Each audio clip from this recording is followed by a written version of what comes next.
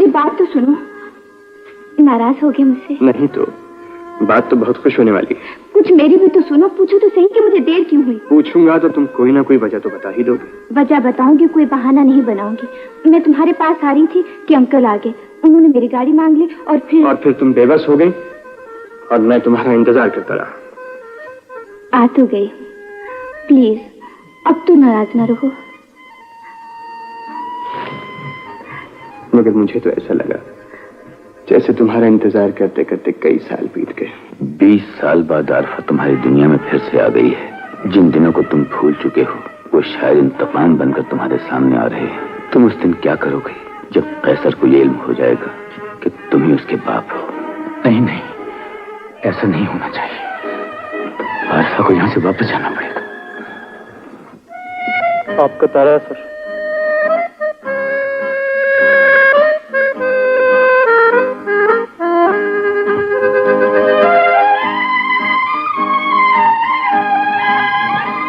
Head office से आया, आज ही लाहौर जाना पड़ेगा। तो अम्मी। अच्छा, कितने दिन में आ जाओगे? बस अंकल 3-4 रोज लगेंगे। ज्यादा देर न लगाना। ज्यादा देर क्यों लगाने लगा? अब मैं चलता हूँ। खुदा खुदा। अंकल अम्मी घर में अकेली हैं, आपके सहारे छोड़े जा रहा हूँ। आज अल्फा घर में अकेली होगी, उससे जाकर कह दो कि वो इस जगह को छोड़ दे।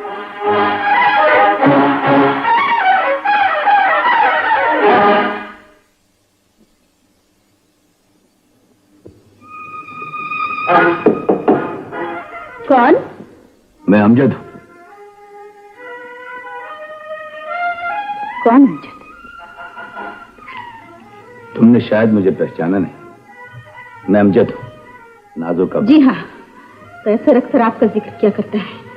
आपने मेरे बेटे के साथ अपने बच्चों जैसा सलूक किया है। आरफा, मैं कैसर की माँ हूँ।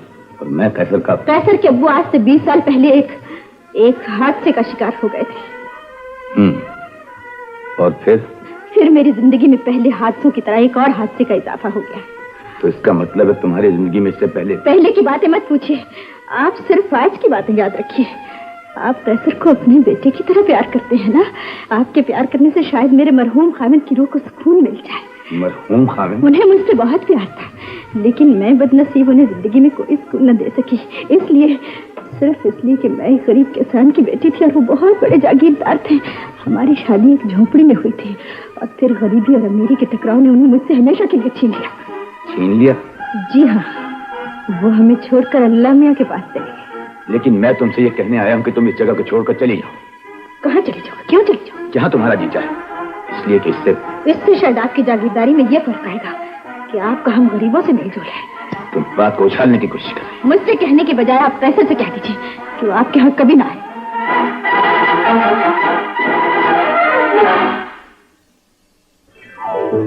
अम्मी देखिए तो सही में क्या क्या लाया हूँ।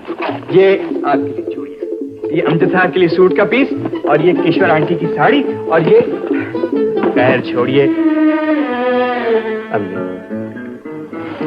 आपको शायद अच्छा नहीं लगा। क्या? यही उन लोगों के लिए तोहफे लेकर आना। कैसर, मैं तुमसे एक बात कहना चाहती हूँ। कैसी बात अम्मी?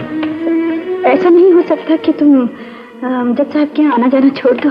अम्मी, आप ऐसा क्यों चाहती हैं? बेटे, बस अमजद साहब जागीरदार किस्म के लोग हैं। वो हमसे मिलना जुलना अच्छा नहीं समझते। लेकिन अम्मी, वो तो हमसे बहुत मोहब्बत करते हैं।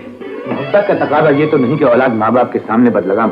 मैंने परवेज को समझाने की बहुत कोशिश की है कि अभी से 50,000 रुपए की गाड़ी लेने की क्या जरूरत है, लेकिन उसने हमारी बात मानने से इनकार कर दिया, इसलिए कि वह गुस्ताख लड़का है। अच्छा है या बुरा, हमारा एक ही तो बेटा है। एक ही बेटा है। किशोर, मुझे परवेज की ये बातें बिल्कुल पसंद नहीं।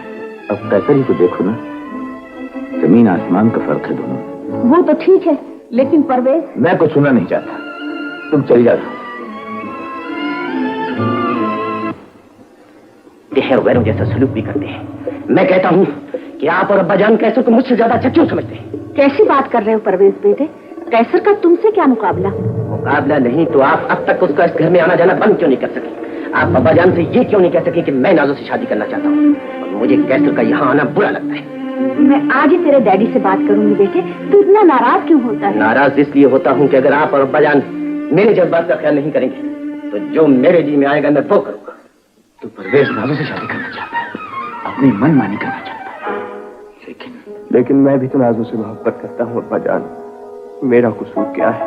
मैं भी तो आपका बेटा हूँ, वो बेटा जो 20 साल तक बाप की शफकत से महरूम रहा, जिसने आज तक कोई ऐसी बात नहीं की जिससे आपके दिल को दुख पहुंचे। कैसर बेटे, डैडी, दुनिया की कोई ताकत नाजो को मुझसे नहीं छीन सकती।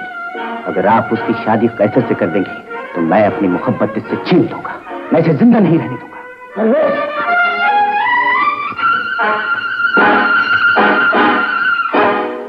दुनिया की कोई चीज मुझे अपनी अम्मी से ज्यादा अजीज नहीं है नाजो, और मेरी अम्मी ने हुक्म दिया है कि मैं तुम्हारे घर न जाया करूं। तुम्हें अपनी अम्मी की बात जरूर माननी चाहिए कैसर, लेकिन मुझे ये सजा देने से पहले इतना तो बताओ कि उन्होंने तुम्हें क्यों मना किया है? ये पूछने की मुझ में जुर्रत नहीं है नाजो, लेकिन मैं इतना जरूर जानता हूं कि उन्हें कोई बहुत बड़ा दुख है जिसकी वजह से उन्होंने ऐसा किया है। लेकिन तुम्हारे न आने से मुझे भी दुख होगा, और मैं इसकी वजह जानना चाहती हूँ कि तुम्हारी अम्मी ने ये हुक्म क्यों दिया है। नाजो, मैंने तुमसे मोहब्बत की है, इसलिए मैं ये कहने का हक भी रखती हूँ कि तुम अपनी अम्मी से पूछो उन्हें दुख किसने पहुंचाया है जिसकी सजा वो हम दोनों को है। जाओ कैसे, मैं तुम्हारे वापस आने का इंतजाम की, ताकि मैं ये जान सकूं कि मोहब्बत की कुर्बानी एक माँ की जरूरत कैसे बन गई है। हाँ किश्वर, मैंने ये फैसला कर लिया है कि कैसर और नाजो की शादी कर दी जाए। कैसर और नाजो की शादी? लेकिन परवेज को मेरी बात माननी पड़ेगी। मैं उसका बाप हूँ, और अगर उसने बाप के फैसले टकराने की कोशिश की तो उसका अंजाम अच्छा नहीं होगा। लेकिन वो तो जज्बाती लड़का है, कहीं कुछ कर ना बैठे। कुछ नहीं कर सकता। तुम नाजो की शादी की तैयारी करो, मैं आज ही कैसर की माँ से बात करता हूँ। कैसर बेटे, क्या बात है अम्मी, बड़ी खुश नजर आती हैं। बात ही ऐसी है बेटे, वो अभी हमसे सबको फोन आया था, वो तेरे नाजो की शादी के लिए मान गए हैं। लेकिन अम्मी, आप तो कहती थी कि वो हमसे मिलना जुलना। वो भी उन्होंने कहा था और ये भी उन्होंने कहा है। अब बस अब मैं तो चाहती हूँ जल्दी से तेरी शादी हो जाए। अम्मी, मैं अभी आ।